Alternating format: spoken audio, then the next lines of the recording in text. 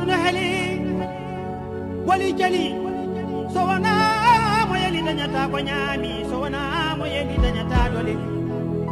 ndare aduna ko funti foyde ha gore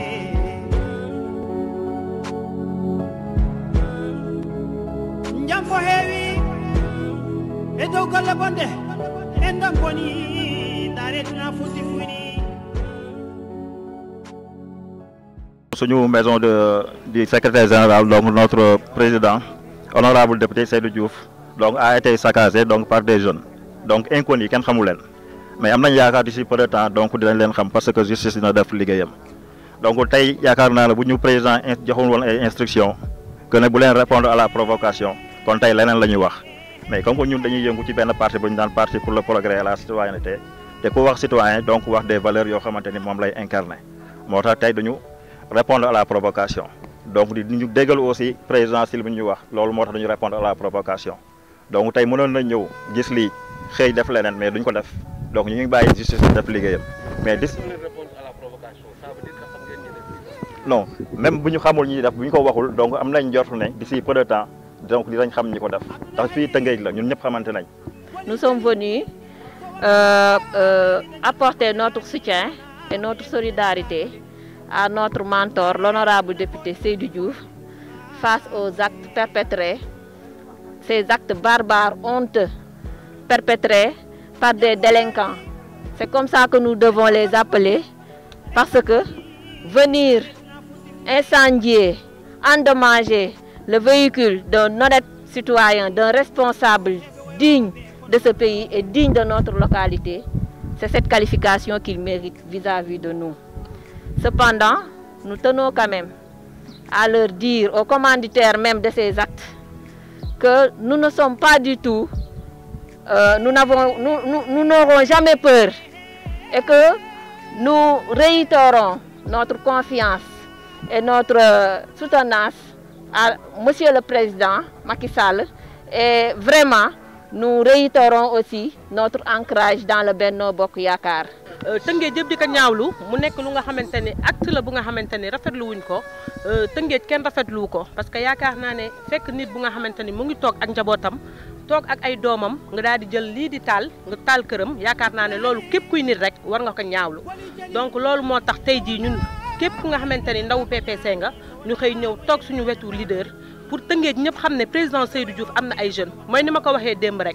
ñun dañuy politique mais dañu la politique autrement parce que ñun suñu président ku ko xam ko ci yar xam ko ci teggin donc moom ci loolu la ñu yar moo tax xeexuñu xuloowuñu mais li ñuy wax rek bu su dee bu jotee ku dund doo gor ñu pare nag wan leen que ni président Seydou am na ay jeunes yu man jeune ndax yaakaar naa ne góor ñi ak jigéen ñi ku leen gis xam ne ay ndaw la ñu nga xamante ni pare nañ pour rek luñ ñu woo ñu wuy ji leen.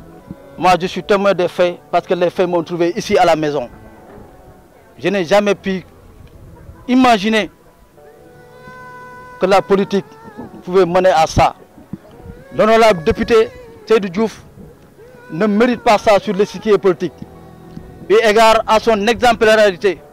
eu égard à sa courtoisie envers surtout les opposants, eu égard à sa tolérance de par les idées. Quand vous le trouvez à l'Assemblée nationale en compagnie des députés, vous croyez qu'ils sont de même camp. Donc il ne mérite pas un tel acte. C'est un acte barbare que nous condamnons. Ah ñun suñu xalaat ñun dañu am njàqare ak tiis ndax njàqare ak tiis weesuwul nga nekk ci sa kër nga toogee jàmm muy dimanche ñëpp toog seen kër muy heure couvre-feu nag ku nekk xam ne heure boobu képp kuy dox lu baax war na la fekk sa kër nga doon samba booy boo xam ne da nga jóg rek pour faagaagal nit ki ñëw di ko yàqal ci biir këram honorable député nag li mu doon na moo fort li mu doon na mooy ànd ak maître Mbaye Jacques Diop ñun ñu doonoon ay jeunes bokkoon doon ay jeunes àndoon ak moom ba tey ñu ànd ak moom moo tax ñun duñu tiit duñu daw duñu randu gis nga tey ji bu jàkkaarloo amoon ñu xam ne ñun jigéen ñi duñu tiit duñu daw duñu randu parce que sunu sang la ñoo ko naam. waaw enquête bi moom mbiru police la maa ngi gërëm bu baax le ministre de l'intérieur parce que démb woo na ma lu yàgg. Le préfet de Rufisque est venu ici commissaire bi ñëw na fi adjoint avec les éléments ñëw nañ fi ñoom ñu ngi def seen enquête ñoom ci leen jëm ci wàllu police donc xam nga affaire enquête moom da ngay bàyyi ñi ko yeeyoo ñu def ko li nga xam ne moom laa bëgg a wax rek mooy sant yàlla parce que lu mel ni bu dalee ci kaw ci sa kaw njiitu réew mi démb wane ma lu yàgg ñu waxtaan ci expliquer ko ce qui s'est passé mu masawuma président assemblée nationale yabal na fi le premier vice-président Abdou Mbow fii la nekk ba ci guddi man ak moom muy sama rakk aussi mu am taxawaay boobu président Moustapha Niasse woo ma tous les députés m'appellent de partout y compris les députés de l'opposition m'ont appelé hier soir, ce matin, les députés de la majorité, les ministres m'appellent également pour compatir et réitérer leur soutien. Mais surtout les Rufisquois de tous bords, ñoom ñëpp dañu ñëw ci suba ba léegi ñu ngi ñëw di ma massawu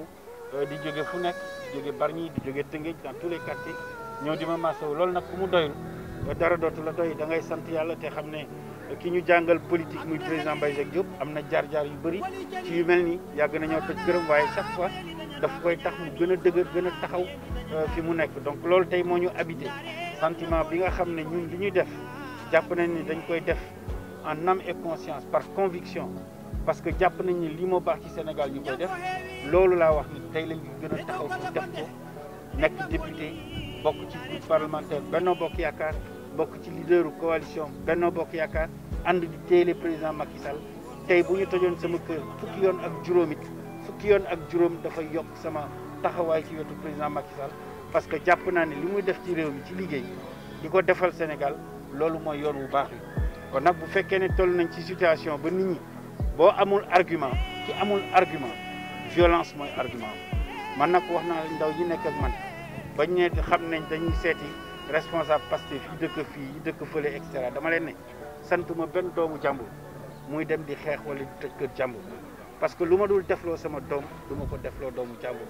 am naa ay jeunes tey su ma leen fi joxoon matériel pour ñu dem xeex yi dinañ ko def mais est-ce que c'est bu boobaa j'aurais été à la hauteur des responsabilités qui sont les miennes je ne le pense pas